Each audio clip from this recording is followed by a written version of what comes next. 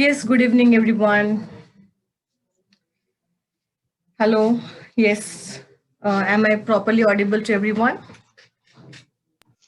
Yes, ma'am. Yes. Okay. So, a very good evening. So, today we are starting our webinar on how to secure your Band 7 in your IELTS writing. Okay. So, today, before we begin our seminar, let's discuss something like आज we'll be doing in two languages, Hindi and English. So that will make it more interesting for everyone to understand and show सब लोग अच्छे से जान सकेंगे, information ले पाएंगे. दूसरी चीज है कि एक हम थोड़ा इंटरेक्टिव सेशन रखेंगे, ठीक है, जहाँ पे आप लोग जो है एक इंटरेक्शन करो तो उससे ज्यादा आपके जो क्वेश्चन है, क्वेरीज है, जो भी आप लोग फेस कर रहे हो वो सॉल्व हो जाएगा. Another thing is while the webinar is going on, जहाँ पे मैं कुछ समझा रही हूँ, आपको बता रही हूँ, अगर किसी को भी कोई भी क्वेश्चन रहता है, ठीक है, आप मुझे चैट बॉक्स में डाल सकते हो. तो whenever it is coming the time, I will try to cover as much as possible. Another thing, at the end of the webinar, we will have one session that will be a question answer session. तो वहाँ पे भी आप लोग आपका जो भी है queries है regarding your writing session, you can definitely talk to me and you will get the solution for the same. और इम्पॉर्टेंट थिंग है कि जब भी वेबिनार चल रहा है, आप सब लोग आपका जो माइक है वो म्यूट पे रखिए, तो जिससे क्या है कि डिस्टरबेंस ना हो, ना ही मुझे और ना ही दूसरे जो पार्टिसिपेंट सभी यहाँ पर है उसको ना हो. एंड द अनदर थिंग, अगर आप लोग को पॉसिबल है तो to enjoy this session in a more good way, I would like कि आप लोग अपना भी वीडियो अगर ऑन रखेंगे तो आपको और ज्यादा मजा आएगा, क्योंकि जब भी ऐसा होता है ना कि हम लोग सामने सामने बात करते हैं तो इट फील्स मोर गुड. तो जितने भी लोग अगर हो सके, if it is possible for you, तो let's keep your videos on, ठीक है. सो हम लोग इसको बहुत ज्यादा इंटरेक्टिव बना सकेंगे. So let's not waste the time, directly to the point, ठीक है. हम लोग सीधा सीधा पॉइंट पे आ जाते हैं कि how to score band 7 in your IELTS task. तो IELTS राइटिंग, तो let me explain first. IELTS में राइटिंग के लिए दो टास्क रहता है, that is task 1 and we have a task 2. Okay, right now I'm beginning with our task 2, which is essay writing, which is more important part than task 1. Okay, to secure your 7 band score, क्योंकि उसका length ज्यादा रहता है, उसमें content अच्छे से लिखना होता है आपको. So that is something more interesting and you have to prepare more for that session. तो हम लोग स्टार्ट करते हैं IELTS writing. What is writing task 2? So writing task 2 is an essay writing, ठीक है.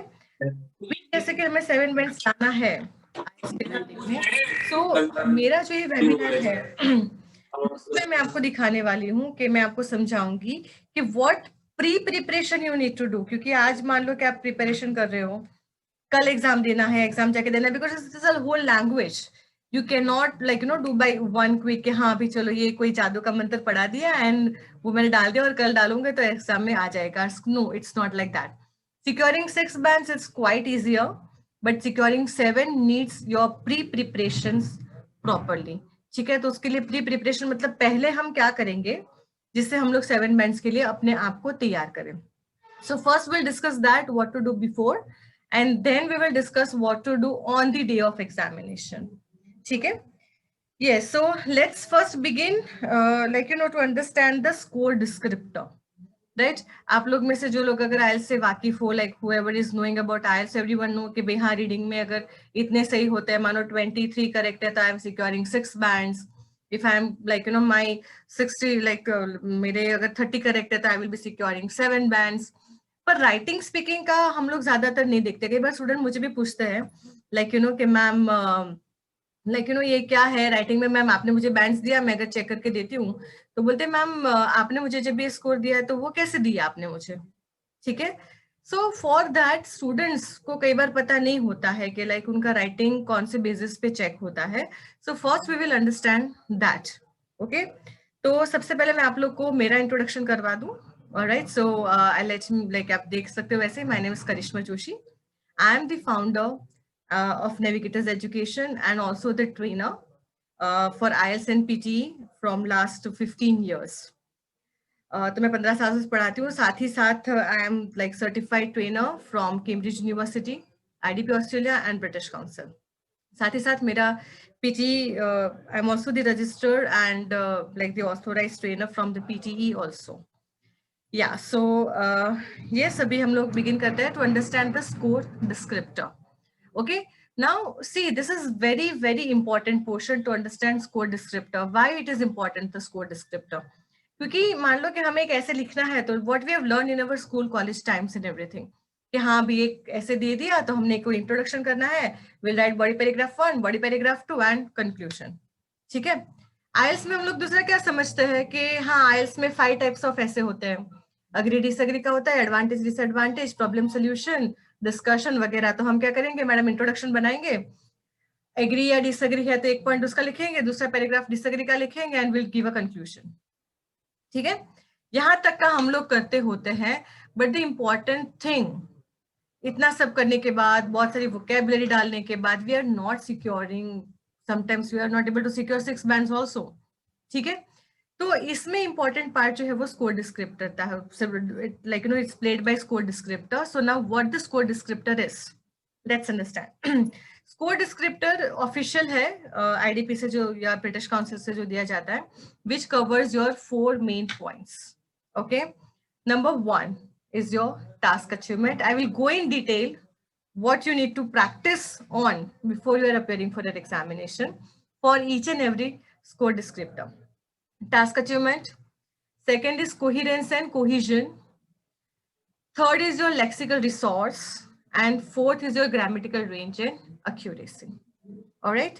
So now we are discussing कि हमें पहले जब हम प्रिपरेशन कर रहे हैं तो हमें क्या करना है। तो कई बार स्टूडेंट्स को होता है ना, मैम ये टाइप का ऐसे कैसे करें, अग्री डिसएग्री का कैसे करें, एडवांटेज डिसएडवांटेज का कैसे करें। तो ये सारे एक्चुअली जो है ना, वो ऐसे का फॉर्मेट तो वैसे देखने जाओ ना तो एक ही जैसा है, there is no difference into that. अगर एडवांटेज डिसएडवांटेज पूछा तो हाँ एडवांटेजेस लिख दो, डिसएडवांटेजेस लिख दो, but it's not working out in that way. Now what is the task achievement? Okay, so when we are going for the task achievement part, so task achievement में सबसे पहली चीज होती है structure of your essay. ठीक है, आपका जो essay का structure है वो आपको बनाना होता है। अभी structure of the essay आपका कैसे बनेगा? ठीक है, तो सबसे पहले आपका इंट्रोडक्शन रहता है, फिर पैराग्राफ का स्ट्रक्चर रहता है और कंक्लूजन का स्ट्रक्चर रहता है। You can not right anything anywhere. Clear? दूसरी चीज टास्क अचीवमेंट में आपको जो ध्यान में रखती है, तो आईएल्स का जो क्वेश्चन टॉपिक होता है, whether it is what ever type of ऐसे, एग्री डिसएग्री, एडवांटेज डिसएडवांटेज, जो भी टाइप ऑफ ऐसे है, what is important thing for you is to cover all the points which is given to you. ठीक है, कई बार क्या होता है कि हम एक क्वेश्चन को मिस कर देते हैं, उसमें से वो चीज नहीं लिखते हैं। ठीक है, तो क्या रहता है, तो वहां पे we are getting penalised for the task. ठीक है, so for that first and foremost आप जब भी ऐसे प्रैक्टिस करते हो तो थोड़े आइल्स के एसेस ले लो। ठीक है, उस पे सबसे पहले आप टास्क अचीवमेंट के लिए अपने आप को प्रिपेयर करो। वो कैसे करोगे, तो आप सबसे पहले एक ऐसे लिया तो उसका इंट्रोडक्शन टॉपिक लो, कि इसका इंट्रोडक्शन क्या बनेगा, उसका एक जनरल टॉपिक ले लो। ठीक है, जिसके बारे में आप बात करोगे। और दूसरा जो टॉपिक होगा that would be your specific topic होगा कि या इसके ऊपर जाओ या उसके ऊपर हो जाओ। ठीक है, फॉर एग्जाम्पल कई बार ऐसे होता है कि children leisure time should be educational, do you agree or disagree? तो यहाँ पे 2 आपके सब्जेक्ट्स रहते हैं, एक तो चिल्ड्रन, ओके, बच्चे हैं, and education. So these 2 topics, one is a general topic and one is a specific topic. General topic is children and the another one is education. So by covering these 2 points, you are going to frame your introduction. ठीक है, तो आपको सबसे पहले क्या करना है, थोड़े एसेस लो, उसको ये सब मैं सिखा रही हूँ that how you can prepare yourself. ठीक है, तो थोड़े बहुत एसेस लेके पहले सबके इंट्रोडक्शन करना सीख लो आप लोग, कि how we are going to introduce certain type of essays. ठीक है, इंट्रोडक्शन में कई बार हम लोग क्या करते हैं कि we use to repeat the question. कई स्टूडेंट्स को ऐसी आदत होती है, मैंने देखा है, taught more than 4-5,000 students in 15 years. तो मैंने देखा है ज्यादातर स्टूडेंट क्या करते हैं कि इन टुडेज एरा, फिर वो जो भी टॉपिक है, children have their education is very tough, and फिर वो लोग क्वेश्चन को रिपीट कर देते हैं। ठीक है, understand the thing that try not to repeat your question, और अगर रिपीट करना ही है, you have to twist the sentence, उसका सेंटेंस फॉर्मेशन चेंज करो और फिर करो, ठीक है। सो सबसे इंपॉर्टेंट चीज है introduction. So first we are going to learn, this is in the task achievement I'm teaching you. Alright. So सबसे पहले इंट्रोडक्शन, तो उसके प्रैक्टिस आप कैसे करोगे, तो टेक सर्टेन एसेज, उसका इंट्रोडक्शन आप फ्रेम करना सीखो, and then you will be fine with the introduction part. Now is paragraph structure. Paragraph structure आप लोग किस तरीके से बनाओगे, तो डिपेंड ऑन पहले तो कितने पैराग्राफ्स होंगे वो आपको देखना है. तो ज्यादातर ऐसे जो होते हैं उसके दो बड़े पैराग्राफ होते हैं. अग्री और डिसएग्री है तो आप अग्री करते हो या डिसएग्री करते हो, जो भी है, तो उसके रीजंस का और ओपिनियन का एक पैराग्राफ होता है. Advantages disadvantage, advantage disadvantage, problem solution, problem and solution. The third paragraph which is include in your this one, आपका जो बॉडी पैराग्राफ है वो ऐसे पैराग्राफ्स में होता है जहाँ क्वेश्चंस में होता है when there is a discussion essay and which is asking your own opinion, जो आपको आपका ओपिनियन पूछता है. तो जब आपको ओपिनियन पूछा गया है तो compulsory you have to mention like you know your opinion in one different paragraph, that is must. ठीक है. So one is a like, सबसे पहले आप क्या करोगे, कोई भी सेंट्रल आइडिया है उसको एक्सप्लेन करोगे बॉडी पैराग्राफ 1 में एग्जाम्पल के साथ. दूसरा बॉडी पैराग्राफ उसको आप जनरलाइज करोगे along with the example. Okay. And then comes is a conclusion. ठीक है. Now generalising one idea in the body paragraph 1, covering all the points which is asked into your question. Second point, according to the question उसको आप करो present with example. और last में आता है conclusion. अगर वो आपको ओपिनियन पूछता है तो ओपिनियन का पैराग्राफ आ जाएगा और उसके बाद आ जाएगा आपका conclusion. Now how to take a conclusion as a task achievement part. तो कंक्लूजन में कई बार स्टूडेंट्स को होता है मैम पूरा ऐसे तो लिख दे, अब ना I don't have an idea like conclusion में क्या लिखूं. स्टूडेंट को कई बार लगता है कि हम जो लिख रहे हैं कंक्लूजन में वो रिपीट हो रहा है. तो हाँ, वो रिपीट होता है, because what is a conclusion? Conclusion is something like you know where you are giving a whole summary of what have you told in your essay earlier part. ठीक है. तो वो अगर रिपीट होता है तो उसमें कोई प्रॉब्लम नहीं है. Till 7 bands it's fine, but repetition should not be like you no ditto what you have written something in your introduction or something in your body paragraph, वही का वही sentence formation आप वहां पे डाल देते हो. Don't do that. What you need to do is you can recreate the sentence. Recreate मतलब वही एक थॉट है, आइडिया है, पर उसको थोड़ा ट्विस्ट करके लिखो, रिक्रिएट करके लिखो. ठीक है. And then you can like you know give some opinion और रिकमेंडेशन और सम प्रेडिक्शन कि आपका उसके ऊपर क्या मानना है. तो आपका खुद का ओपिनियन है या तो आप कुछ रिकमेंडेशन करते हो. जैसे कि मान लो क्राइम का कोई ऐसे है तो भी पनिशमेंट ऐसा दिया जाना चाहिए, तो वो अच्छी बात है कि नहीं अच्छी बात है व्हाटसोएवर. तो उसमें हम लास्ट में सारे पॉइंट्स लिख के बोलते हैं कि रिकमेंडेशन तो यही रहता है कि नहीं एक कैपिटल पनिशमेंट होना चाहिए. तो उससे क्या होगा कि what I am like you no predicting, तो आप प्रेडिक्ट करते हो कि उससे डेफिनेटली गवर्नमेंट या कंट्री एक हद तक क्राइम रेशियो को कंट्रोल कर पाएगा.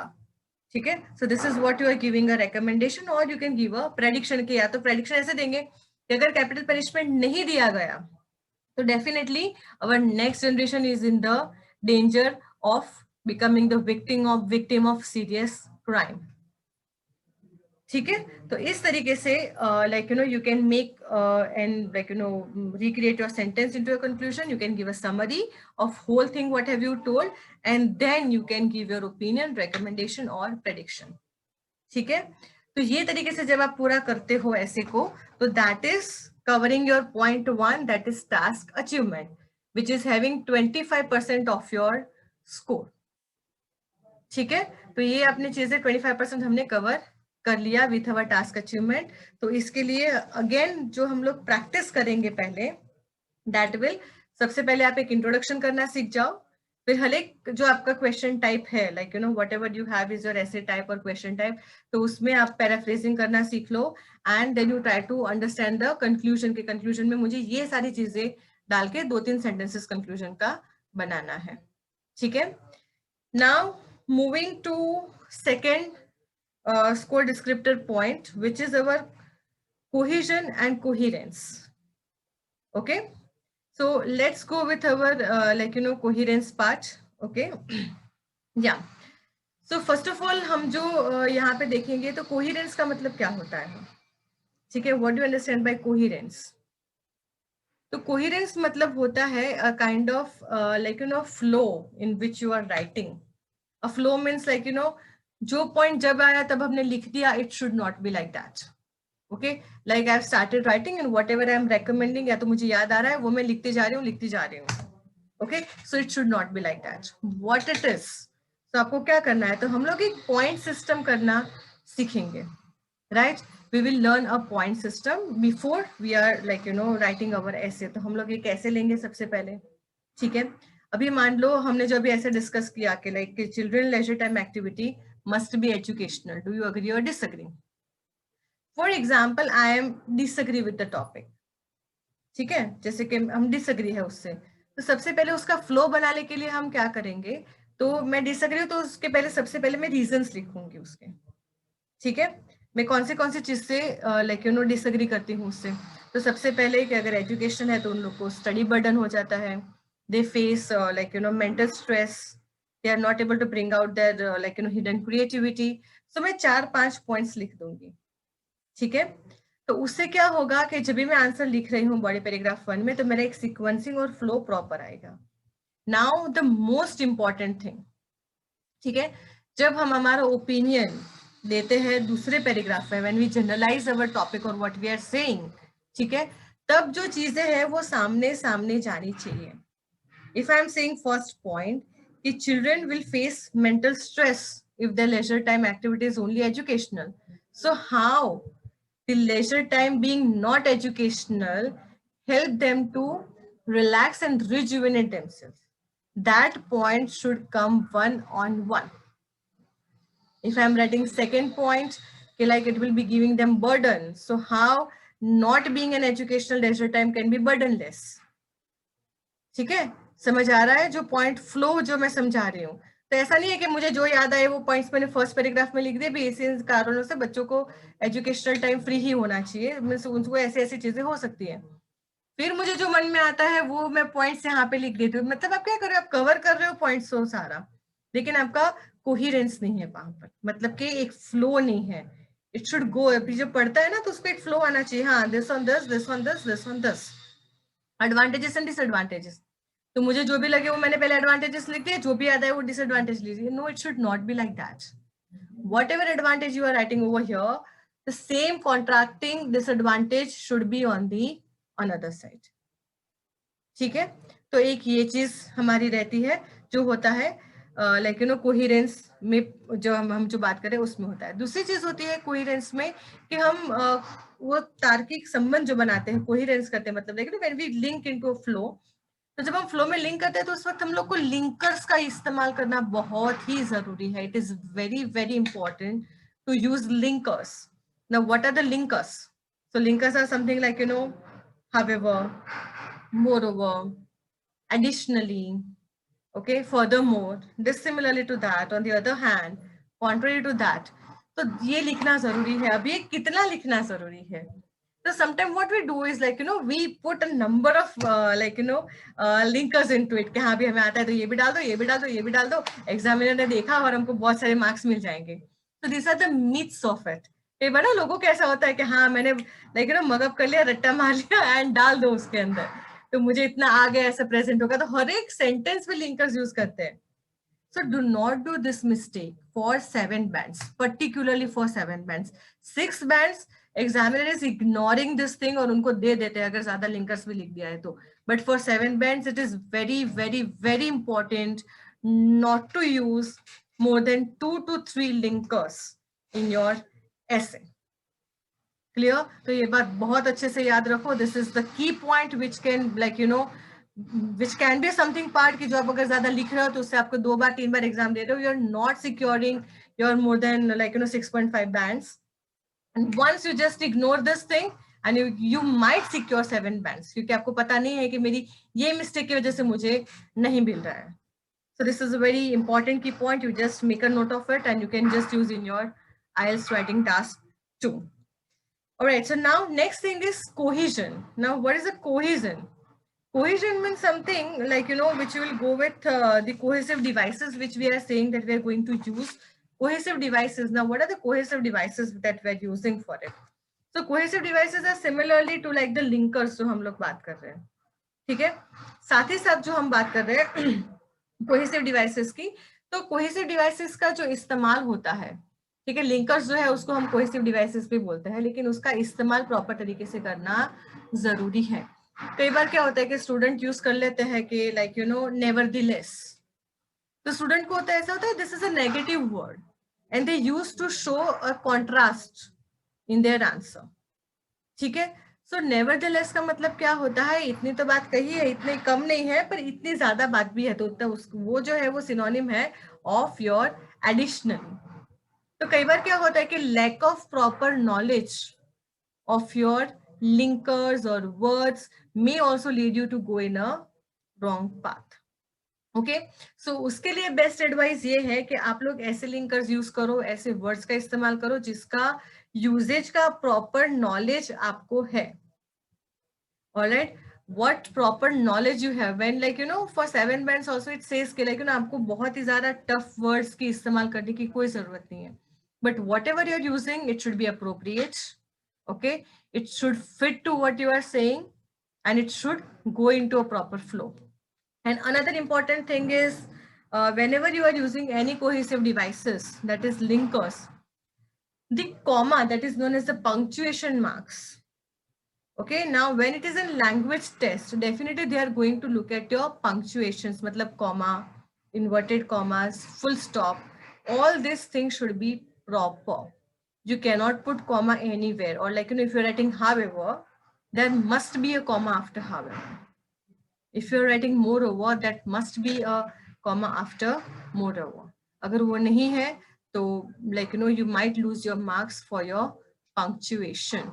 So punctuation again is an important point to be keep in your mind when you're writing your IELTS, task 2, and you are seeking for 7 bands. So remember to use proper cohesive devices with proper punctuation marks. तो again हम लोग जब बात कर रहे हैं कि हम ये पहले की तैयारी के बारे में बात कर रहे हैं, तो अब इसको आप कैसे कर सकते हो। ठीक है, तो एक तो चीज मैंने कोहेरेंस के लिए बताई कि आप पॉइंट सिस्टम बनाना सीख जाओ। तो उसके लिए आप क्या करोगे, थोड़े अगेन ऐसे टाइप से आप लेके बैठोगे, जैसे कि टास्क अचीवमेंट के लिए आपने 10 ऐसे ले लो। तो टास्क अचीवमेंट में इंट्रोडक्शन, बॉडी पैराग्राफ और कंक्लूजन जैसे मैंने बनाया, पॉइंट्स वगैरह आप बना के इंट्रोडक्शन का सीखो, body paragraph and conclusion. Now what we are going to do is, आप कोहेरेंस में देखो कि आप एक फ्लो में जा रहे हो कि सामने सामने सब कुछ आ रहा है। नाउ कोहेसिव डिवाइसेस पे थोड़ा वर्कआउट करो, थोड़े ढूंढो कोहेसिव डिवाइसेस। वो कैसे ढूंढो, जो हमारे खुद के लेवल के हैं, not something like which we are bringing, we are mugging up and we are trying to put into it, not something like that, which are very easy, which we know in a very good manner, उसका इस्तेमाल करो। ठीक है, like for example अभी आप देख लो कि like if we are Gujarati speaker, we are Hindi speaker and we are English speaker. ठीक है, તો વેન વી ગુજરાતી ના આપણે કેટલું સરસ આમ ગુજરાતી બોલી લઈએ, કેટલા ફ્લોમાં બોલીએ, કોઈ મિસ્ટેક ના આવે। આપણે કઈ ગુજરાતીમાં ગુજરાતી થઈને બી તમે જોજો કે કોઈ જે સાહિત્યકારો કે હશે ને, એ લોકો ઘણા સારા શબ્દ બોલતા હશે, તો બીંગ ગુજરાતી બી આપણે એવા કોઈ ટફ શબ્દો બોલતા નથી। આપણે કેવું ગુજરાતી બોલીએ છીએ, આપણે નેટિવ ગુજરાતી હોય કે આપણે નેટિવ લાઈક હોય જેની हिंदी લેંગ્વેજ છે, તો આપણે કેવું બોલીએ, આપણે કે એવા બોલતી વખતે આમ હાઈફાઈ વર્ડ નાખીએ છીએ અંદર કે હું યાદ કરીને આના માટેનો શબ્દ નાખું ના, બરાબર છે। કે આપણે હિન્દી બોલતા હોય તો આપણે હિન્દીમાં બી આપણને આવડતા હોય એવા જ વર્ડ, રૂટીન વર્ડ્સ આપણે નાખીએ છીએ। કોઈ દિવસ આમ સાંભળ્યું કે આપણે ગુજરાતી બોલતા હોય ને હું આમ આપણે કંઈક સારા લાઈક ફોન માટે ને એના માટે બી આમ સારા સારા ગુજરાતી શબ્દો છે, મને યાદ નહીં આવે અત્યારે, બરાબર છે કે ભાઈ મને ફોર આવે તો દૂરભાષી યંત્રથી હું વાત કરું છું। We are not talking like that, right. So what we are using is we are using, હા ભાઈ મોબાઈલથી ફોન આવ્યો ને હું વાત કરું છું, હું વાર્તાલાપ કરું છું, આપણે એવું નથી બોલતા। પણ આપણું ગુજરાતી ભાષા, હા, when we are talking it's like વાર્તાલાપ કરવી। So when we are not using being a native Gujarati, આવું ગુજરાતી નથી વાપરતા, તો આપણે નેટિવ ઇંગ્લિશ તો છે જ નહીં, તો એવા વધારાના વર્ડ્સ લઈને શું કામ નાખવા અંદર, બરાબર છે। તો એના માટે પ્રેક્ટિસ કરો, થોડા ઇઝી ડિવાઇસીસ શોધવાનો અને એને ઇઝીલી સેન્ટેન્સ ફ્રેમ કરવાનો। પણ એ સેન્ટેન્સ ફ્રેમ શું થાય, પ્રોપર થવો જોઈએ, એનું પ્રોપર યુઝ થવો જોઈએ। સૌથી પહેલી મને મહત્વની વાત છે એનો પ્રોપર યુઝ થવો જોઈએ। It should be used very properly and proper manner. It should not go into a wrong direction. This is must thing that you should remember. Another thing now which is more important, it's a lexical resource. Now third thing, first we have discussed about task achievement, coherence and cohesion, what they are and how you can prepare, pre-prepare for that. Now we are going into a lexical resource. Now, what is a lexical resource? Lexical resource means your range of vocabulary, using good vocabulary. Now, right now, as I said, for the cohesive devices, the same thing I will be talking to here is, don't use more, like, something words which are, like, not into our real vocabulary. First thing. But what we need to do is, first of all, we need to learn synonyms. Okay. Now, what kind of synonyms? Synonyms का मतलब ऐसा नहीं होता है कि हमने एक book ले ली, या तो आजकल तो बुक तो कोई नहीं लेता है, but like we use Google very much. तो गूगल डिक्शनरी में हमने डाल दिया कि सिनोनिम फॉर आईएलटीएस, और उसका लिस्ट आ गया 100 वर्ड, 200 वर्ड, 500 वर्ड्स. तो हमने क्या किया, हमने डाउनलोड किया, we kept into our mobile phone. आज पढ़ा, कल पढ़ा, आज 50 वर्ड करे, कल 40 होगा, फिर 25 होगा, उसके अगले दिन से 0 हो जाएगा. Right? Because language learning is something like what we, हमें जब गुस्सा होता है ना कि हाँ I am starting to learn this thing, तो मैं ऐसे कर लूँ, ऐसे कर लूँ, तो वो हार्डली 1 वीक चलता है. आप देखो नया नया आइल्स अगर शुरू करोगे ना, तो आप लोग, हम लोग like we have an habit of like घर पे भी न्यूज़पेपर हम लोग चेंज कर देंगे. हाँ, will start learning reading like the times of India. Paper वाले को भी बोल दिया, एक दिन तो वेरी गुड, दूसरे दिन आया तो हमने पढ़ लिया, पूरा का पूरा पढ़ने बैठ गए. दूसरे दिन भी पढ़ लिया, तीसरे दिन तो हम लोग ना ऊपर से देख लेते हैं. 1 वीक बाद वो टाइम्स ऑफ इंडिया खुला भी नहीं होता है. Is it the case? आप लोग ने देखा सुना तो होगा कि ऐसा होता है. So why to prepare in those manners? Prepare in some way which we will not leave in the middle. ठीक है, मैं नहीं बोलती हूँ कि न्यूज़पेपर पढ़ना अच्छी बात है, लेकिन आई नो द मेंटालिटी, या तो I know the psychological part, कि ऐसा नहीं होता है. कोई चीज अगर आप करते हो ना, उसको हैबिट बनाना अलग बात है, पढ़ाई के लिए ही उसको पढ़ना एक अलग बात है. हाँ, अगर मैं रूटीन के लिए मैं टाइम्स ऑफ इंडिया कर दूंगी, तो routine I will just have a look around it. पर अगर मैं पढ़ाई के लिए करती हूँ ना, तो वो चीज कंटिन्यू होती ही नहीं है. वो हम में से बहुत सारों ने ऑब्जर्व किया होगा, या तो खुद के लिए या तो दूसरों का हमने ऐसा सुना होगा कि कोई पेरेंट्स भी बोलते होते हैं कि हाँ, आने तो आईएलटीएस भणवा टाइम्स ऑफ इंडिया બંધાયું, અઠવાડિયું જો ન તો કોઈ જોતું નથી એમ સામું. બરાબર છે, રાઈટ? થતું હોય છે આવું ઘણા બધાના ઘરે બી, આપણે પોતાને બી કદાચ થયું હોય, બની શકે. તો એવી વસ્તુ આપણે કરવી જ નથી. આપણે એક પ્રોપર મેનરમાં જઈશું. અથવા તો આપણે અત્યારે લેટેસ્ટ જનરેશન શું કરશે કે ભાઈ, હું મોબાઈલમાં ડાઉનલોડ કરું રોજ ટાઈમ્સ ઓફ ઇન્ડિયા, અથવા તો હું મોબાઈલમાં વોકેબલરી ડાઉનલોડ કરી નાખી, સિનોનિમ્સ ડાઉનલોડ કર્યા. આપણે બધું નથી કરવું. આપણે એક સિમ્પલ પ્રોપર ફોર્મેટમાં સિનોનિમ જોવું છે. જો આઈએલ્સમાં છે ને, બહુ જ મસ્ત વસ્તુ છે કે એક લિમિટેડ ટોપિક છે. 24-25 ટોપિક એવા છે, જનરલ ટોપિક, જેના પર આઈએલ્સને એસે પૂછાતા હોય છે ને. જનરલ ટોપિક હોય છે, જેમ કે ટુરિઝમ હોય, જેમ મેં હમણાં ક્રાઇમનો એસે કીધું, એડવર્ટાઇઝમેન્ટ હોય, બરાબર છે, ફેમિલી હોય, જનરેશન ગેપ હોય, પછી યુનિવર્સિટી સ્ટડી હોય. આવા અમુક કોમન સબ્જેક્ટ છે. તો આપણે શું કરી શકીએ છીએ? એક સ્માર્ટ વર્ક કરી શકીએ છીએ. તો વોટ વી વિલ ડુ, સૌથી પહેલા આપણે શું કરીશું કે લિસ્ટ આપણે લઈ લઈશું. Will search out for the list four 20-25 topics. Now what we'll do, we will divide it into different, like આજે દિવસ વાઇઝ આપણે ડિવાઈડ કરી દેવાના એને, કે ડેઈલી હું 2 ટોપિકનું કરીશ. તો ડેઈલી 2 ટોપિકનું તમારે શું કરવાનું કે ગૂગલ પરથી 2 ટોપિક ઉપરથી તમારે એની વોકેબ્યુલરી શોધવાની અને એના સિનોનિમ શોધવાના. ક્લિયર? તો એક તો આ વોકેબ્યુલરી પાર્ટ થઈ ગયો એનો, અને સાથે સિનોનિમ્સ બી પ્રિપેર થઈ ગયા. અને એનું એક લિસ્ટ આપણે કરીને રાખ્યું હોય, તો પછી જ્યારે આપણે આઈએલ્સના એસે પ્રિપેર કરતા હોઈએ, at that time what you can do is, you can just go through that. માનો કે મેં એક એસે મેં બધું પ્રિપેર કરી વોકેબ્યુલરી, અને હું એક એસે કરું છું જે એડવર્ટાઇઝમેન્ટનો આવ્યો, તો I will just open my that book, I will look into that my vocabulary, I will look into the synonyms for that, and I will directly write down.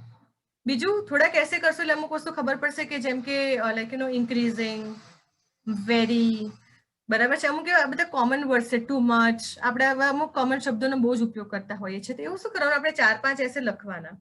પછી જોવાનું કે હું અમુક વર્ડ્સ કયા ફ્રીક્વન્ટલી યુઝ કરું છું. એ તમારે જાતે સેલ્ફ અસેસમેન્ટ કરવાનું. માનો કે મેં એક એસે લીધો, એસેમાં મને ખબર પડી કે હું ગુડ શબ્દનો બહુ જ વાર ઉપયોગ કરું છું, એટલે રાઉન્ડ કરો. ક્લિયર? હવે તમને ખબર પડશે કે હા, મેં આ વર્ડનો ઉપયોગ બહુ કર્યો છે. બધા માટે ડિફરન્ટ હોય. માનો અત્યારે like there is a Bhavik, he must be into like using different words. There is Amisha, she must be using some different words. હું પોતે હોઉં તો હું કદાચ અલગ વર્ડ્સ યુઝ કરતી હોઉં.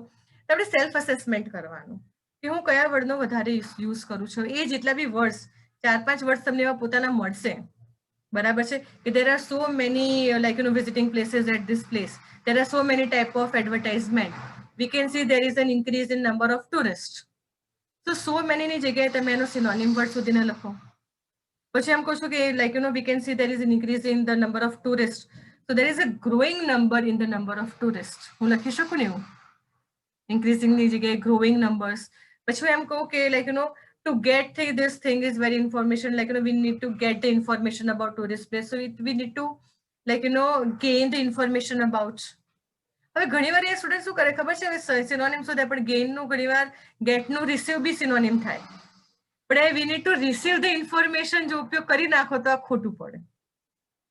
એટલે સિનોનિમ યુઝ કરો, પણ ક્યાં કરવાનો, કયો કરવાનો ને પ્રોપર કરવાનો એ બહુ જ ઇમ્પોર્ટન્ટ વસ્તુ છે. એટલે આપણે ઓલું બી ના કરી નખાય કે અમે સિનોનિમનું લિસ્ટ કર્યું તો ભાઈ મને ટુ ગેટનું મને રિસીવ મળ્યું, ના મળ્યું તો મેં ત્યાં રિસીવ બી લખી નાખ્યું. રિસીવ ઇન્ફોર્મેશન ના હોય અહીંયા about tourist place. Two gain information about tourist place ત્યાં આવે. ખ્યાલ આવ્યો? તો આ વસ્તુઓને પણ યુઝ સિનોનિમ શોધો, વોકેબ્યુલરી શોધો, પણ એનો પ્રોપર યુઝ કરતા બી પ્રોપરલી શીખવાનું. ક્લિયર? એટલે આની તમે પ્રિપરેશન લેક્સિકલ રિસોર્સ માટે આવી રીતે કરી શકો છો. બીજું છે, તમે લેક્સિકલ રિસોર્સમાં ઘણીવાર સેન્ટેન્સને રિફ્રેમ કરતા શીખો. મતલબ જેમ મેં તમને શરૂઆતમાં કીધું કે એકની એક વસ્તુ લખવી હોય તેને ટ્વિસ્ટ કરીને લખતા શીખો. જેમ કે ઘણીવાર આપણે એક એક્ઝામ્પલ લઈ લઈએ કે when we are writing, जब हम लोग लिख रहे हैं like more and more students these days use internet for their study reference. More and more students these days use internet for their study purpose or for their study reference. So instead of that, what I will I will reframe my sentences. Nowadays, internet is preferred increasingly often. Nowadays, this days no मैं શું કર્યું nowadays અને એને change કર્યું. Internet is preferred, is used more. It is preferred increasingly often. Often એટલે વારંવાર, more and more. તો more and more નો મેં કયો સિનોનિમ યુઝ કર્યું? often. ઓકે, ગમાડે છે તો એના માટે મેં યુઝ કર્યું preferred for students for their study. તો મેં સેન્ટેન્સ ફોર્મેશન भी ચેન્જ કર્યું, reframe like what I did is मैंने sentence formation को भी reframe किया, and what I did is I also changed the vocabulary. That means I use the synonyms. All right, so this is what you need to do for your lexical resource. Apart from that, try to use some vocabulary, topic vocabulary now. Now what are topic vocabulary? ये तो हमने जो पहले lexical resource ढूंढा वो था something about the common verb forms, to increase, to get, more and more, and this thing. Those are the verbs which we used. Now there are the topic vocabulary. Now what is the topic vocabulary? So every topic has its own vocabulary, right? Right now, if you're talking about, say, global tourism. So if we talk about global tourism, there should be some vocabulary must be used in your essay, like sightseeing, tourist spots. We can use like hospitality, exposure, rejuvenating ourselves on the vacations. Then it gives us a good leisure time to enjoy us with our family. There can also be a guide which you can take at some tourism spot. So these are some of the vocabulary which we will use in our essay when we are attempting an essay with global tourism. Another example we can say is like animals in zoos. So there you can use topic vocabularies like habitat. They do not get their natural habitat over there. Conservation. Some animals are kept there for conservation programs.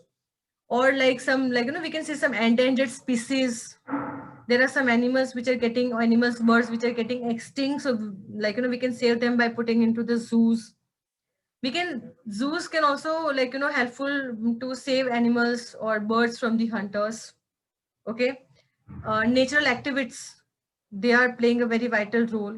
In this case, there are cages. So this kind of words when we are using, okay, apart from our verbs into our essay. So this will give you a more good essay with a formal language to help you secure your 7 bands in your IELTS task 2.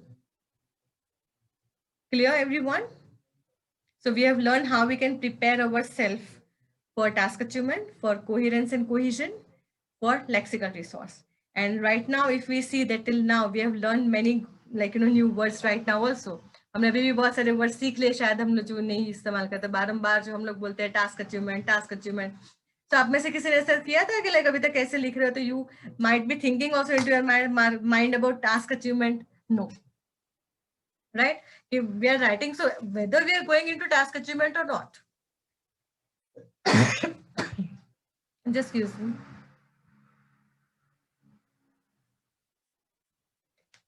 Yes. So what you can do is, आप वापिस जो आपकी topic से मैंने बोला वो निकाल दीजिए. टिक योर ऐसे topic and all prepare your topic vocabulary, उसका एक लिस्ट बनाओ. ठीक है, तो जो वर्ब वाली वोकैबुलरी है उसका भी एक लिस्ट बनाओ, जो टॉपिक वोकैबुलरी है उसका भी लिस्ट बनाओ, मतलब synonyms and topic vocabulary. So this will help you to make your good lexical resource for your essay writing. Okay, so now moving further on our grammatical range and accuracy part. Now what is the grammatical range and accuracy? So grammatical range में ना यहाँ पे वो लोग ज्यादा आपका वो grammatical errors नहीं देखते. What they want is your sentence structure should be proper. First of all, भले ही आप सिंपल सेंटेंसेस यूज करो, यहाँ पे कहते हैं कि आपको दो तरीके के ऐसे यूज करने हैं, सिंपल प्लस कॉम्प्लेक्स. ठीक है, तो आप सबसे पहले तो सिंपल सेंटेंसेस के ऊपर वर्कआउट कीजिए कि how you can frame more and more simple sentences. उसमें से थोड़े कॉम्प्लेक्स सेंटेंसेस बनाना प्रैक्टिस कीजिए. ठीक है, learn more and more punctuations, that where exactly you need to put your punctuation marks for getting good marks in your grammatical range and accuracy portion. And then you can practice some sentence formations, like by learning some grammar topic, like you can refer to tenses, you can refer to direct indirect speech, you can also refer to some conjunctions. Conjunctions are also a very important grammar topic, which are helpful to join two different sentences and make it a one whole sentence. तो conjunction भी एक अच्छा वाला topic है जो आप learn कर सकते हो. और दूसरा है कि वो रिलेटिव प्रोनाउन. रिलेटिव प्रोनाउन वो क्या होता है कि जो रिलेशन करता है दो नाउन और नाउन को फॉलोइंग करते वर्ड के बीच. तो this can help you to give a new and give good sentence structure formation. तो आप इसका भी इस्तेमाल कर सकते हो for your preparation to not getting penalized for your grammatical range and accuracy portion in your task 2 of your IELTS essay. Yes, दूसरी important चीजें हम थोड़ा देखेंगे. ठीक है, जो कॉमन चीजें अब मैं आपके साथ डिस्कस करूंगी. सबसे पहले तो अगर आप वेरी का इस्तेमाल करते हो, the word very, VERY, very. So for 7 band I will strongly say that stop using word very. ठीक है, आप वेरी का इस्तेमाल करना बंद कर दो. वेरी का जो सिनोनिम्स होते हैं जैसे कि लाइक क्रूशियल, मैसिव, ऐसे होते हैं. और मान लो अगर हमें नहीं आता उस वक्त एग्जाम में भी, तो if I'm saying that this is a very important decision, so instead of that use the word it is an important decision. That will give you more score band, because जब हम very का इस्तेमाल करते हैं ना तो वो ज्यादा formal नहीं रहता है. और when you're writing task 2, your language must be a formal. Okay, another thing है आपको जो इस्तेमाल करना है तो जो phrasal verbs होते हैं. ठीक है, फ्रेजल वर्ब्स है तो उसको आप थोड़ा इस्तेमाल अवॉइड करो, उसको इस्तेमाल मत करो. Yes, there is one question. Yes, sweetie, there is a therefore means what you try to tell me. I just can't get you. Can you provide vocabulary related every topic? Yes, I do provide, but I cannot provide here right now. Yes, for that you can just give me a call on my office number and we'll just help you to assist for that. Yeah, so moving further, दूसरा चीज है कि contractions का इस्तेमाल मत करो. कई बार मैंने देखा है कि students are using contractions. Now what do you understand by contractions? Contractions, what we used to tell in our normal language, it is a short forms. Never ever use short forms in your IELTS. You can specifically for 7 bands, you must avoid contractions like don't, can't, cannot, have not, okay, haven't. Use the whole word have not, do not, cannot, would not. Okay, using of contractions may like, lead you to penalize for your score. So try to avoid, even for and, you cannot use the symbol like, and you need to write A and D and. Even for between, you cannot write BET and like, and you must write the whole spelling of between. That is BETWEEN. So this is very important point. Again, you can just note for like, gaining 7 band that not to use contractions.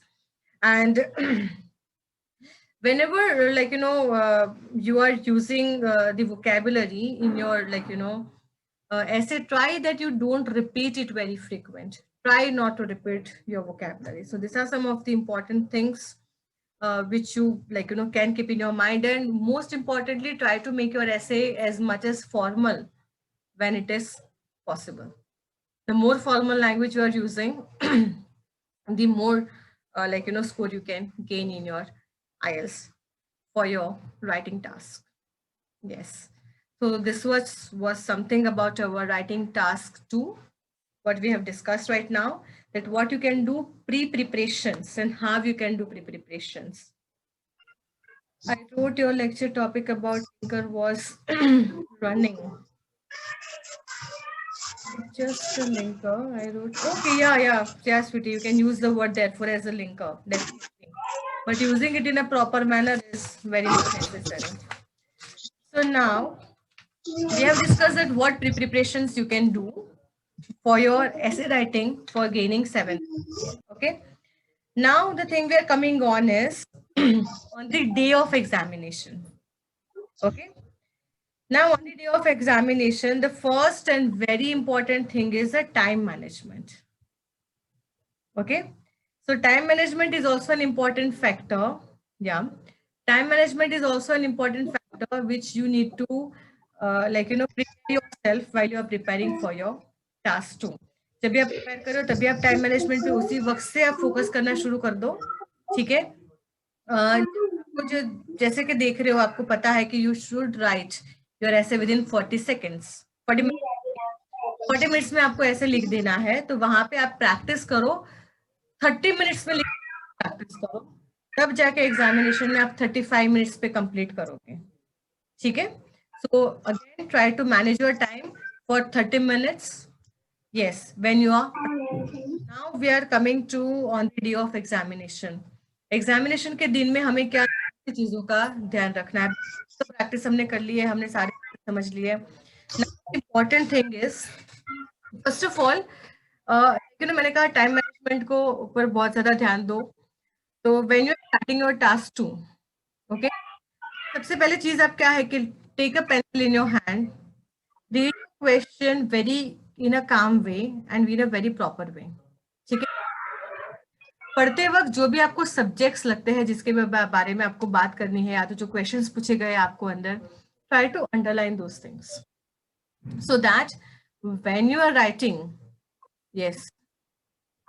Hello. Yes, I'm getting a thing that my voice is cracking. It is disturbing voice.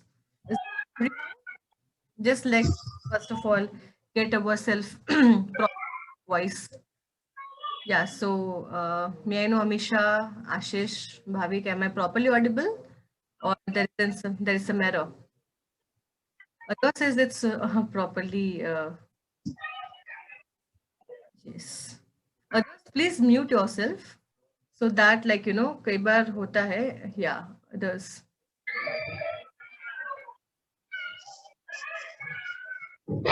Yes. Fine. So now I am properly audible. All right, so let's move on. So सबसे पहले हम लोग क्या करेंगे, हमारे question को पढ़ेंगे, हम उसमें अंडरलाइन करेंगे. अभी सबसे पहली चीज, कई बार ऐसा होता है ना कि कोई वर्ड ऐसा इस्तेमाल हो जाता है कि we don't know the meaning of it. कई बार ऐसा हो जाता है कि इसका क्या मतलब हो गया, वी आर नॉट नोइंग. सो उस वक्त आप क्या करो, वो वर्ड को एक राउंड कर दो, उसको अलग निकाल दो. बाकी का जो टॉपिक है उसको समझो और उसके हिसाब से वो जो वर्ड है उसका अंदाजा लगाओ कि व्हाट इट वुड बी. ठीक है. And then you can go ahead.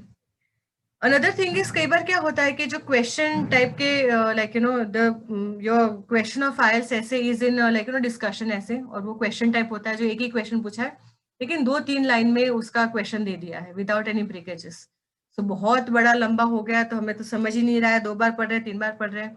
तो वो केस में आप क्या करो कि उसके पार्ट्स कर दो, जहां जहां भी कंजंक्शंस का इस्तेमाल होता है, जैसे कि एंड, बट, तो बड़ा सा अगर क्वेश्चन है तो भी वहां पे आप क्या करो, उसके पार्ट्स कर दो।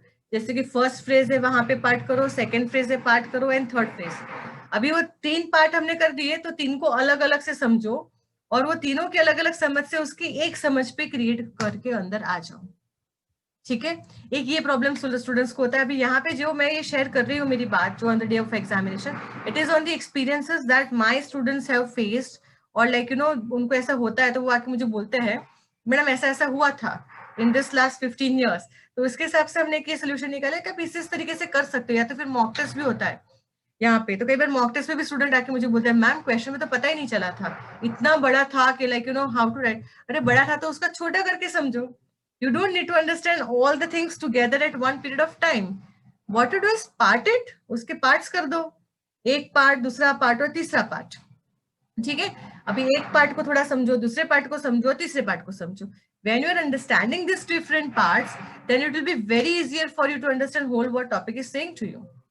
ठीक है, अभी जैसे कि हमने सीख लिया, देख लिया, समझ लिया, फिर आप जो पॉइंट सिस्टम मैंने अभी आपको सिखाया कि आप ऐसे पॉइंट्स बना लो, नोट्स बना लो, वोकैबुलरी अगर हमें प्रिपेयर की है तो वो जो भी याद आता है तो सारा कुछ क्वेश्चन पेपर में आप लिख दो। ठीक है, आप किस तरीके से पॉइंट्स बनाने चाह रहे हो, जो लिंकर्स का यूज करने चाह रहे हो, तो जो भी याद आता है आप क्वेश्चन पेपर में लिख दो, and now you start writing your ऐसे। तो वो क्या है कि हम ये चीजें ऐसे लिखने के बीच में भी सोचते ही है कि इसके बाद में पॉइंट क्या लिखूंगा या लिखूंगी, what will be after this. पर अगर हम पॉइंट सिस्टम जो मैंने सिखाई वो आपने पहले सीख लिए, we have already prepared ourselves, तो वो आप एग्जाम में इस्तेमाल करो, सब कुछ प्रॉपर ऑर्डर में पॉइंट्स वहां पे लिख डालो, and then you start writing your essay. You will definitely secure not 7 but 7.5 bands also. Okay, तो वो चीज आपको बहुत अच्छे से हेल्प करेगी, it will help you a lot, because then you don't need to sit and think like you know anything and write anywhere. तो आपका जो कोहेरेंस है ना कि जहां पे जहां लगा वो लिख दिया, it will not be like that. It will be something which is going in a proper structure and proper sequence. Alright, so this is one thing what you will be doing for your essay writing. Now the important thing, very very very important part, जहां पे बहुत सारे student ऐसे mistake करते हैं, that is a conclusion. ठीक है, कई बार क्या होता है कि 7 मिनट्स के लिए स्टूडेंट को ऐसा होता है मैं बहुत अच्छा लिखूं, तो वो लोग सोचने में टाइम लगाते हैं, वोकैबुलरी सोचने में टाइम लगाते हैं, उनको लगता है मैं बहुत ज्यादा लिख दूं, और ये सारी चीजों में क्या होता है पता है कि लास्ट में कंक्लूजन के लिए टाइम नहीं बचता, and they leave their essay without conclusion. Now, the official band descriptor says 5.5 band descriptor का जो डिस्क्रिप्शन है वो ऐसा कहता है कि अगर आपने कंक्लूजन नहीं लिखा है तो यू विल सिक्योर 5.5 बैंड्स। तो उसका मीनिंग क्या हुआ, अगर आपने ऐसे 9 बैंड वाला भी लिखा है, everything you have done proper till your body paragraph, but if there is no conclusion in essay, you will secure 5.5 bands. So here what we are going to do is, मानो exam में हमने सब कुछ किया, preparation किया, we are doing into time and everything, पर कुछ ऐसा हुआ, एग्जाम फिर एक ऐसी चीज होती है ना कि हॉल में बैठने वालों को ही पता होता है, कई बार ऐसा होता है कि थिंग्स डजंट वर्क आउट, हमें ऐसा लगता है कि लाइक यू नो हमें ऐसे प्रिपरेशन घर पे तो 25 मिनट में ऐसे हो जाता था, वहां पे नहीं हुआ, because examination is a different thing. But then what you are going to do there is, last 10 minutes बचा है, जहां पे भी बॉडी पैराग्राफ में हो वो सेंटेंस को एंड करो, कम टू द कंक्लूजन। ठीक है, कंक्लूजन नहीं है तो कितना भी अच्छा लिख दिया है आपको 5.5 से 0.5 बैंड भी ज्यादा नहीं मिलने वाला है, remember this thing. So any cost कुछ भी लिखो, लास्ट मोमेंट पे याद नहीं आता है तो मैंने बोला कि आप ट्विस्ट करके सेंटेंस को घुमा फिरा के भी जो आपने बोला है वो भी लिखो, लेकिन लिखो। अभी दूसरी चीज, कई स्टूडेंट क्या मिस्टेक करते हैं कि वो लोग कंक्लूजन में ऐसे लिखते हैं कि lastly in my opinion I would like to say this this this and this. Student के हिसाब से ये कंक्लूजन है, but IELTS will not consider it as a conclusion. Why? You are giving your opinion. आपने आगे जो opinion दिया ना उसमें लास्ट में आपका ओपिनियन ये है, पर आपने कंक्लूड किया उसको कुछ नहीं। ठीक है, lastly I would like to say that, to sum up I would like to say that. तो सम अप तो आप अपने व्यू और आइडियाज को करते हो, अभी ऐसे को सम अप नहीं किया आपने। तो गेटिंग योर ऐसे and you must write the phrase or the linker to conclude conclusively. Okay, और इवेंचुअली, ठीक है। तो ये जो कंक्लूजन का वर्ड है, और कोई नए नए वर्ड्स मत ढूंढ के लाचे ना, like to rejuvenate and to recapitulate, I would like to say that, ठीक है। कई बार वो बहुत सारे बुक्सों में कॉमन वर्ड होता है ना, सारे स्टूडेंट वही लिखते होते हैं, इवन वी नो दैट हाँ ये तो ये वाली बुक में से लिखा होगा, ठीक है स्टूडेंट का। So don't try to copy other things, है ना, पढ़ के आइडियाज लो, वोकेबुलरी लो, लेकिन ऐसे चीजों को आप मत करो, ठीक है। यस, देयर इज तो इस चीजों को आप वो उसमें कवर अप मत करो। Yes, there is an Unnati, if I will join classes then you will teach all the module और द ट्रेनर विल टीच। ये मैं उसके ऊपर लास्ट में आ जाती हूँ। यस, टू ऑप्टिमाइज या you can use switching. Yes, दूसरी चीज है हमारी यहाँ पर जो हम लोग बात कर रहे थे ऐसे राइटिंग में, तो कोई भी हिसाब से कंक्लूजन होना बहुत ही जरूरी है। तो any cost you just right the proper word and conclude yourself. Yes, तो ये सारी चीजें हमें ध्यान रखनी है। और दूसरी इंपॉर्टेंट चीज, अगर हमारे पास टाइम बचता है, जैसे मैंने बोला टाइम मैनेजमेंट एक इम्पॉर्टेंट फैक्टर है, it is a very important factor. हमें 30 मिनट में ऐसे लिखना है, 35 मिनट्स हो गए, but we are going to save our 5 minutes of time now for what? This 5 minute, this 5 minute will be for proofreading your essay, to proofread your essay, ठीक है। Proof reading एक बहुत ही इंपॉर्टेंट चीज है, क्योंकि कई बार क्या होता है पता है कि हम लोग जो लिखते हैं ना, कई बार एक सबकॉन्शियस माइंड होता है हमारा, वी डोंट नो। अगर हमें पता होता है हम गलत लिख रहे हैं तो हम लिखते ही नहीं ना वो। कई बार आप अगर मॉक टेस्ट कर रहे हो, खुद भी कर रहे हो ना, तो हमें कई बार भी अननोविंगली हम लोग कुछ लिख देते हैं। जैसे कि कई बार स्पेलिंग्स का भी होता है स्टूडेंट को, कि पीपल ना PEOPLE पता ही होता है, बहुत इजी स्पेलिंग होता है, and with our subconscious mind we write down a wrong spelling, पर हमें वो नहीं पता होता है। When we check it out, या कोई हमें चेक करके बताए ना, अरे पीपल का स्पेलिंग नहीं आता है तुझे, at that time we can understand. Yes, उस वक्त हमें पता चलता है कि हाँ यार ये तो मुझे आता था, मैंने गलत स्पेलिंग लिख दिया। तो to rectify this thing what we are going to do, हम लोग थोड़ा टाइम निकालेंगे to proofread our essay. Proofread से क्या होता है, जब हमने सारा खत्म कर लिया, क्योंकि उस वक्त ऐसे ही हमारे दिमाग में घूम रहा होता है, when we have completed, when we are looking into our essay, we are proofreading it, then you will come to know, हाँ ये तो मैंने गलत लिख दिया, तो try to rectify it because we are using pencil for the same. And if you are using CDIS, तो उसमें ऑप्शन रहता है, जब तक आप सबमिट नहीं कर रहे, you can just cut and paste your new things over there.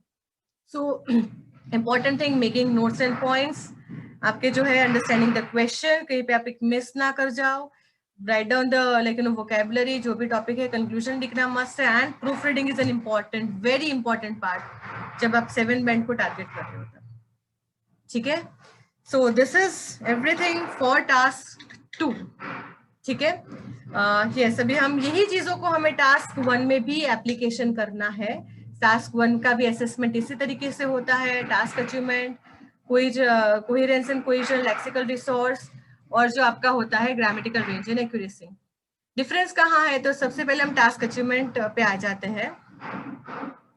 Yes, task achievement में सबसे पहली चीज है, यस मैं क्वेश्चन के आंसर्स आपके देती रहूंगी, because right now I think we are running out of the time little bit, तो मैं थोड़ा पहले टास्क 1 के बारे में भी हम लोग बता देते हैं। टास्क 1 अगर वो जनरल का है या तो फिर एकेडमिक का है, सबसे पहले इंपॉर्टेंट चीज है कि जो भी सारे क्वेश्चंस दिए गए हैं आपको, striking feature for task 1, striking questions for general for task 1, जितने भी बुलेट पॉइंट्स है वो सारों को कवर करो जनरल में, और जितने भी स्ट्राइकिंग फीचर्स है आपको देखो वहां पे लास्ट में लिखा होगा कि summarise the features and do comparison where relevant. तो समराइज करना है तो सारे फीचर्स को समराइज करो, कंपैरिजन करो तो एक दो जगह पे कंपैरिजन करना जरूरी है। अगर बोला है क्वेश्चन में कि कंपेयर करो और आप कंपेयर नहीं कर रहे हो, ठीक है, you might B penalise with your score, तो वो चीजें करना बहुत ही जरूरी है। और दूसरी चीज जो है इम्पोर्टेंट, वहां पे जो लेक्सिकल रिसोर्स है, तो जो लेटर वाले लोग हैं जनरल वाले, तो वो अलग अलग टाइप के लेटर्स होते हैं, फॉर्मल, इनफॉर्मल, कंप्लेन के, थैंक्स के, कंसोलेशन के, तो हर एक की एक अपनी वोकेबुलरी होती है, तो वो आप एक प्रिपेयर कर लो। और जो टास्क 1 एकेडमिक वाले होते हैं उनको लेक्सिकल रिसोर्स प्रिपेयर करना है टाइप ऑफ ऐसे के हिसाब से, जैसे कि बार चार्ट है तो इंक्रीज डिक्रीज दिखाता है, फ्रेंड्स दिखाता है, कौन सी फैशन है वो दिखाता है, ठीक है, फिर आपका टेबल है, फिर आपका पाई चार्ट है, if there is a process, there are particular vocabulary for process, so learn with, जैसे कि 5 टाइप के ऐसे, तो उसके हिसाब से हम लोग वहां पे ऐसे लाइक प्रिपेयर करेंगे। तो यहाँ पे भी कुछ पर्टिकुलर टाइप के टास्क रहते हैं, टास्क 1 दोनों ही जनरल में और एकेडमिक में। ठीक है, तो जैसे कि एकेडमिक है तो उसमें फिक्स टाइप के ग्राफ चार्ट मैप्स रहते हैं, तो हर एक के बारे में थोड़ी वोकेबुलरी प्रिपेयर करते हैं हम। और अगर लेटर्स होते हैं तो उसमें भी लेटर्स के बहुत सारे टाइप्स होते हैं, तो हर एक लेटर टाइप के हम लोग वोकेबुलरी प्रिपेयर करते हैं। बाकी का जो कोएशन कोएशन है, टास्क अचीवमेंट है, लेक्सिकल रिसोर्स है और ग्रामेटिकल रेंज एंड एक्यूरेसी, वो सारी दूसरी कॉमन चीज रहती है जहाँ पे हम पंक्चुएशंस का इस्तेमाल प्रॉपर करेंगे। ठीक है, स्पेलिंग मिस्टेक्स नहीं होनी चाहिए हमारी, सेंटेंसेस जो है वो सिंपल एंड कॉम्प्लेक्स मिक्स होने चाहिए, and like you no it should be something which is also a neat and clean portion. ठीक है, तो ये हमारा राइटिंग है। तो राइटिंग में मेन इंपॉर्टेंट थिंग है, जो आप प्री प्रिपरेशन अगर अच्छे से करोगे, then definitely there is nothing that can help you like you know to not secure a desired score. 7 minutes on it's very easy, and especially it is very easy at Navigators with us. So you can anytime like you know contact us. Many of them have asked me like, ma'am, I have to go, because yeah, no problem, sweetie. Yes, so let's come up with our question answer session. So I would be very happy to get more questions from you. Yeah, आपको किसी को भी question है, we can just do the question answer portion in English, Gujarati and Hindi, doesn't matter. Anyone have any question about writing task 1, writing task 2? Any question? किसी को भी है तो आप मुझे पूछ सकते हो. Yes. And there are 2 tasks in writing session. Yeah, am I talking with whom? Sahina, yeah. या 2 टास्क होते हैं राइटिंग में, टास्क 1 एंड टास्क 2. टास्क 1 जो है वो 20 मिनट्स में कंप्लीट करना होता है, टास्क 2 40 मिनट्स में, लेकिन it is not mandatory. They are just giving you like you know proper time, क्योंकि टास्क 1 जो है उसका वेटेज टास्क 2 से कम होता है और उसका लेंथ भी कम रहता है. Task 1 is 150 words, so it is better if you complete in 20 minutes. क्योंकि अगर 20 मिनट से ज्यादा ले लिया ना, तो वहां पे क्या होगा कि आपको जो ऐसे राइटिंग में टाइम चाहिए ना वो नहीं मिलेगा. तो ऑलरेडी वेटेज जिसके में ज्यादा टाइम ले रहे हो उसमें तो वेटेज ऑलरेडी कम है, और जहाँ पे हमें ज्यादा टाइम लेके अच्छा लिखना है, जहाँ का वेटेज का ज्यादा है, तो हमें वहां पे टाइम नहीं मिलेगा. सो ओवरऑल क्या होगा, हमारा टोटल स्कोर कम आएगा. So try to balance your time with 20 minutes and 40 minutes. It is not like that कि 20 मिनट्स हुआ तो आपका टास्क 1 ले लेंगे, वो आपके पास ही रहेगा. You can like you no, पर एक अच्छी बात ऐसा है कि टास्क 1 अगर अपने से 15 16 17 मिनट्स में कंप्लीट कर लिया, तो you will have that 2-3 minutes more time in your task too. Yes. Anyone else?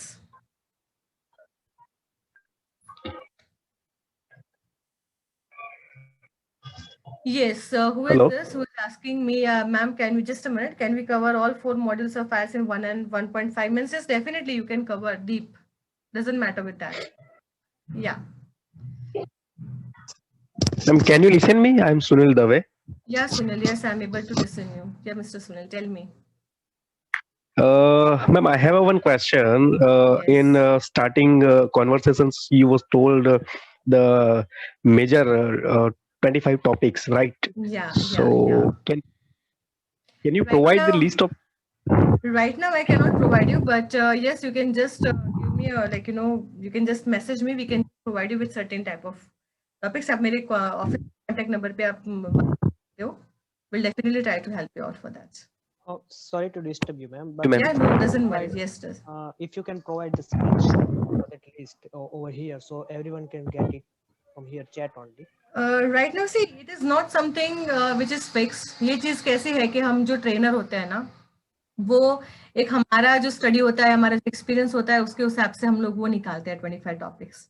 ठीक है, Yes. तो हर एक का अलग स्टाइल होता है पढ़ाने का, कराने का. तो उसमें से मैंने जो 25-26 टॉपिक्स निकाले हैं, तो those are the very common like you know topics. तो वो अभी मैं यहाँ पे I can not share right now in my webinar, पर यस मैं पर्सनली अगर आप लोग को चाहिए तो मैं दे सकती हूँ, क्योंकि इट इज नॉट समथिंग कि कई बार पता होता है स्टूडेंट वो बहुत ही रिलाय होते हैं, जैसे कि मकर, तो मैं मकर वाला ही स्पीकिंग में आता है and all like you know. So people use to stick on that. So मैं पर्सनली जहाँ से मैं like you know I'm train from Cambridge and everything, और मैं आपको बता दूं कि I am the one trainer out of total 30 trainers around Gujarat selected and only one from Gandhinagar for this training from Cambridge trainer. तो वहां पे भी हमें ये चीज बताई जाती है कि we cannot be when we are like you know जब हम रिप्रेजेंट करते हैं आईडीपी ब्रिटिश काउंसिल को या आईएल्स को, बीइंग अ सर्टिफाइड ट्रेनर, मैं ऐसी चीजें फिक्स नहीं बता सकती हूँ कि भी इसी में से आता है, बट हाँ this are something which I used to take out being a experience trainer कि भाई हाँ ये होता है, हमने कॉमन टॉपिक मैंने ये निकाले हैं, तो मैं पर्सनली आपको सेंड कर सकती हूँ, अभी मैं ये प्लेटफॉर्म पर नहीं दे सकती आपको, बट डेफिनेटली या I will for your assessment I can give you, doesn't matter. हमारे यहाँ के नंबर पे आप कांटेक्ट करोगे तो definitely when you are a part of this webinar you will definitely get this. Yes, sorry कि मैं भी यहाँ पे शेयर नहीं कर सकती हूँ, क्योंकि लाइक ना कि पीपल मान जाते हैं कि नहीं यही होता है, इसमें से ही आएगा, तो मैं स्टूडेंट को बोलती हूँ कि ये तो जैसे कि मोस्ट इम्पोर्टेंट होता है वैसे रहता है। या Ma'am, I can sorry to disturb all of you.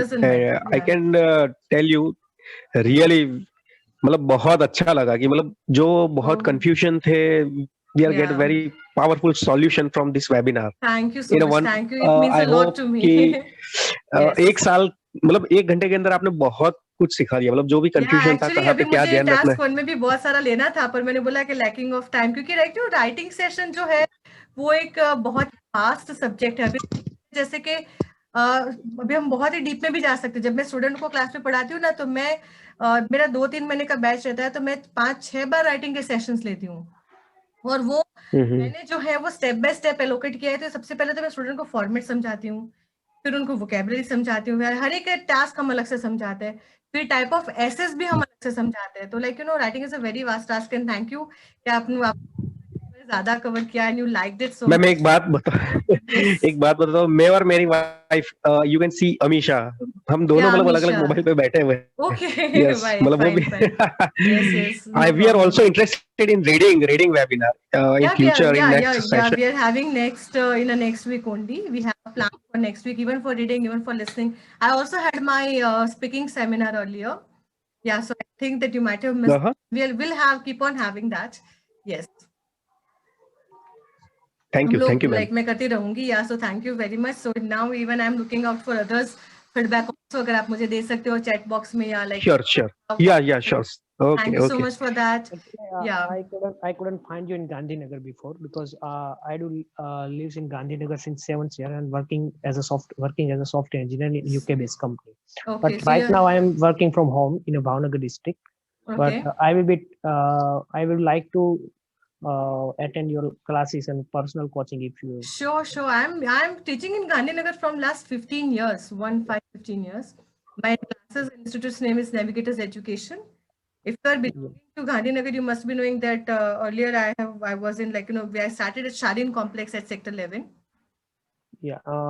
16 and now I'm at the. I never crossed Gachar because I was living in Sector 2 and my office is Bakeraja. Okay.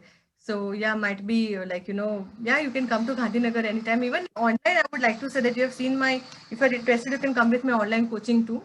Not because of pandemic, but before pandemic only, we have started our online coaching because many of my students were there from Australia and UK. They were like, ma'am, we want to learn from you only. So you start. So at that time, I didn't have all this platform, and I have taught them through WhatsApp also. So earlier, these platforms came more during the pandemics only. But I've started 3-4 years back only my online coaching, and we are I would like to say that we have got very good scores in our online coaching also. So if anyone is interested, you can also take a demo lecture for online class also.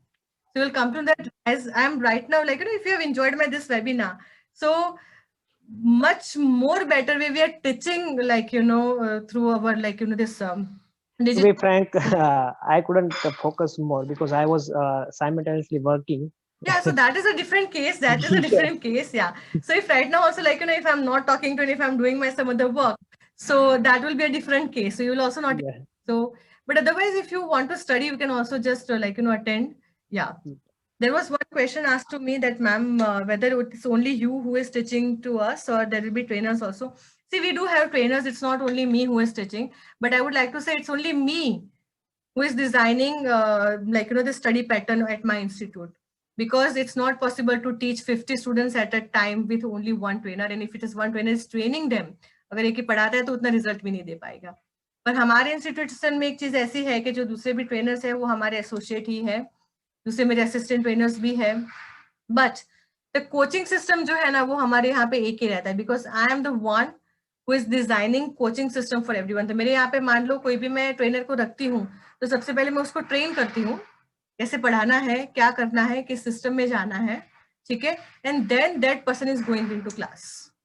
तो मान लो अगर मैं कभी भी कोई भी batch में जाती हूँ, कोई भी स्टूडेंट है, हमारा कोई भी ट्रेनर एक दूसरे के स्टूडेंट्स को अटेंड करते हैं, ठीक है, तो दे नो ये क्या पढ़ रहा है, उसके बाद में वो क्या करना है उसको. सो that is nothing a different, like you no, जैसे कि अलग अलग ट्रेनर होते हैं तो अपने हर एक की अपनी स्टाइल होती है पढ़ाने की. यहाँ पर तो यहाँ पर हर एक की अपनी खुद की स्टाइल हम लोग नहीं रखते हैं. There is only one style, that is like you know navigators is managing from last 15 years. 15 साल पहले मेरे जो स्टूडेंट आए हैं ना, या 10 साल पहले, मेरे पास अभी भी स्टूडेंट्स आते हैं उनके कजिन्स को लेके, या तो फिर 2-3 साल हो गए उन लोग को, ऑस्ट्रेलिया गए, कनाडा गए, वो लोग अभी भी पढ़ते हैं. नहीं मेरे पास तो मेरे दूसरे असिस्टेंट्स के पास, या तो बिजनेस एसोसिएट से उन लोग पढ़ते हैं. They are not feeling it one point difference also in their coaching system. 15 साल पहले पढ़े वही किस कोचिंग सिस्टम है जो आज भी है. तो हमारा जो स्टाइल ऑफ टीचिंग है, जो स्टेप बाय स्टेप हम लोग जाते हैं. मेरे क्लास में अगर एक साथ में बिठाती हूँ 30-40 स्टूडेंट्स को, 30-40 स्टूडेंट्स को आप लोग मानोगे, we are providing individual coaching. We are not coaching in a batch system. हमारी बैचेस रहती है पर बैच में हम लोग इंडिविजुअल कोचिंग देते हैं, क्योंकि आप लोग सब समझोगे कि एक चीज समझा दो, आईएलटीएस एक चीज है, पढ़ने वाले जो आने स्टूडेंट्स वो सब भी अलग है. कोई वर्किंग है, कोई हाउसवाइफ है, कोई 12 पास है, कोई इंग्लिश मीडियम में से, कोई गुजराती मीडियम से. We have a variety of student focusing only one IELTS. जब 10th या 12th स्टैंडर्ड होता है ना, तो ये 12th स्टैंडर्ड है, सारे के सारे इक्वल स्टूडेंट्स वहां पे रहेंगे जो 11th पास करके आए हैं, ठीक है. तो for that what we are going to do is we use to coach everyone individually. तो उसके लिए हमें ज्यादा ट्रेनर्स को होना भी जरूरी पड़ता है, but we teach a focus teaching. जैसे कि हर एक स्टूडेंट का अपना अलग ही लेवल होता है ना. जैसे कि अगर आप मान लो हाउस वाइफ है तो पढ़ाई छोड़े बहुत टाइम हो गया है, तो आपको इतना जल्दी याद नहीं रहेगा जितना वो स्टूडेंट को याद रह जाएगा. मानो वो स्टूडेंट गुजराती मीडियम से क्यों नहीं है, पर उसका ग्रास्पिंग पावर और एक ऐसा व्यक्ति का ग्रास्पिंग पावर कि जो जिसने पढ़ाई छोड़े सालों हो गए, बोथ विल बी डिफरेंट, ठीक है. जो इंग्लिश मीडियम वाला है, गुजराती मीडियम वाला है, या तो ग्रेजुएशन वाला है और 12th वाला है, तो हर एक का अलग रहता है. So we coach individually. Yes, so I am looking forward for others feedback also, कि आप लोग को कैसा लगा. And yes, I will be also waiting to see all of you again in my next webinar. And you can also like my page Navigators Education on Insta. So आपको Insta पे भी हम लोग बहुत सारे ऐसे इंटरेस्टिंग वोकेबुलरी है, synonyms है.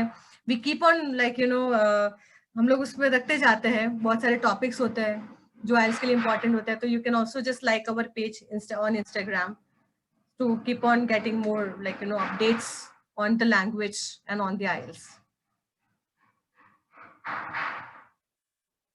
Yes, thank you. Thank you. Yes, I'm looking out for others.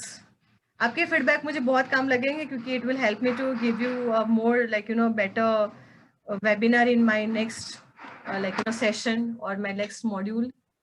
Everyone, it was nice meeting all of you to give your time over here. Yes. So another question for yeah, anytime. Yeah, just let me know. Yes, Ashish. Is there any vacancy for any professional coach? I mean, I am a professional, so I will not available for the daytime, since in the morning 9 to 7. Okay. For that, you can contact me on my office number. I will just let you know over there. Yeah, Nisha, thank you so much. Yes. So anyone have any question about IELTS, you can just ask me about your task 2 or task 1. Yeah, thank you everyone. So yes, I'm ending my session over here. Yes, in my next webinar, I will also love to look all of you again. Yes, Setal. Thank you. Can we use word articulate instead of to sum up? And yes, you can use recapitulate. You can definitely use. Definitely. See, there are certain things ना कि जो मैं भी सबको note कर देती हूँ, बाद में लास्ट में अगेन मेरा एक एक्सपीरियंस शेयर करूंगी. See, there is nothing wrong and right in IELTS. मैंने क्या बोला अभी, जो डिफरेंस है ना, मैंने स्कोर क्यों समझाया. Band 5, band 5.5, band 6 and band 7, ठीक है. कुछ चीजें ऐसे होती है जो 7 बैंड्स के लिए आपको नहीं लिखनी है, वो गलत नहीं है। मैं इंग्लिश की लैंग्वेज के हिसाब से ऐसा नहीं कहूंगी कि टू रिकैपिचुलेट गलत है, लेकिन रिकैपिचुलेट को आप किस तरीके से इस्तेमाल कर रहे हो वो इम्पोर्टेंट है। ठीक है, that is more important. So in IELTS there is nothing wrong and right. जैसे मैंने अभी बोला मोर एंड मोर, तो उसकी जगह पे मैंने यूज वर्ड किया ऑफन, तो कोई मुझे पूछेगा मैम मोर एंड मोर गलत है, तो गलत नहीं है, बट लैंग्वेज का एक लेवल होता है, vocabulary level I was making you understand. If you're like targeting band 7, you cannot write more and more. Show a different variety of sentence, different variety of synonyms of the words. So there you are going to use, how often or more often. So this is which is more important part. So nothing is like, in IELTS speaking में भी कई बार मुझे बोलते हैं ma'am ये गलत है, तो there is nothing wrong. Answer. The presentation and the vocabulary that you are using should be at that level of English. आज मैंने वो सिखाया, go according to the descriptor. That will help you to gain. मैंने बोला आज तक ऐसे सब लोग लिखते हैं, but no one is looking to be ऐसे, जैसे कि रीडिंग राइटिंग में तो आपको पता भी नहीं है, वो ऑफिशियल तो कहीं पर भी अवेलेबल नहीं है कि भाई 25 पे 6 बैंड है कि 26 पे 6 बैंड है। पर हम लोग ने मान लिया इंटरनेट पे देख के कि 25 पे 23 पे 6 बैंड है। आप में से कोई भी बता सकता है कि कैम्ब्रिज आईडीपी या ब्रिटिश काउंसिल ने वो बोला है कि 23 बैंड्स पे 6 बैंड होते हैं? नहीं बोला। वो जो वेबसाइट होती है, you can not rely on all of them apart from British council, IDP and Cambridge university. जबकि राइटिंग डिस्क्रिप्टर और स्पीकिंग डिस्क्रिप्टर है, that is provided by IDP, British council and Cambridge university. So you can 100% rely on that. ये चीजें समझो आप लोग, that is more important. या Unnati, it is possible you can join for 1 module. We are providing, हम लोग एक hybrid coaching भी देते हैं 1 मॉड्यूल के लिए। मैं आपको बता दूं कि मेरे शॉर्ट टर्म के कोर्सेज भी रहते हैं स्टूडेंट को। मेरे 1 वीक में स्टूडेंट की कोचिंग के 8.5 बैंड्स भी आए हैं with 8 band in each module, but that depends on students. आप मुझे टाइमिंग कितना देते हो, आपका खुद का लेवल कितना है। कोई भी अगर 0.5 का भी लेवल है, बोलेगे मैडम मुझे 1 वीक में 8 बैंड ला के दो, तो it's not possible. For that you need to contact me, मुझसे मिल सकते हो, बात कर सकते हो, या it's possible. All questions are solved by your webinar. So ma'am, it's great. Thank you so much Akansha. It means a lot. आप लोग के feedbacks, thank you अगर आप लोग को बहुत अच्छा लगा है।